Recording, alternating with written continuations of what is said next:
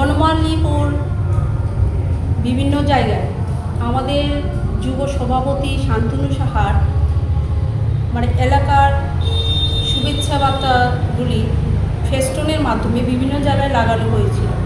কালকে রাত্রে দেখা যায় কালকে রাত্রে অন্ধকারের আড়ালে বিজেপির কিছু দুষ্কৃতীরা সেই ফেস্টনগুলি সরিয়ে সেখানে বিজেপি নেতাদের ফেস্টন লাগিয়েছে এবং আমাদের যে তৃণমূলের পক্ষ থেকে শান্তনু সাহার ফেস্টনগুলি ছিল সেইগুলি ফেলে দেওয়া হয়েছে। তো আমাদের ফেস্টনগুলি ছিল বনমালীপুর উদিসি ক্লাব, তারপরে ধলেশ্বর, সেখানকার ফেস্টনগুলি উঠিয়ে তুলে ফেলা হয়েছে।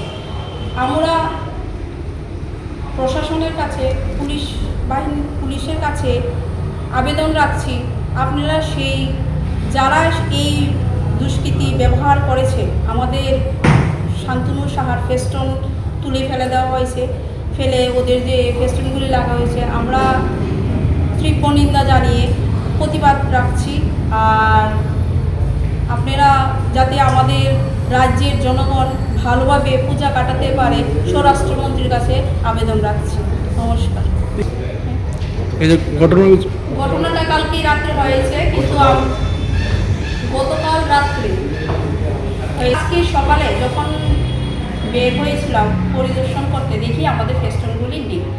তখনই আমরা সঙ্গে সঙ্গে আমাদের সভাপতিকে জানালাম, তৃণমূলের সভাপতি শান্তনু সাহাকে জানালাম। তখন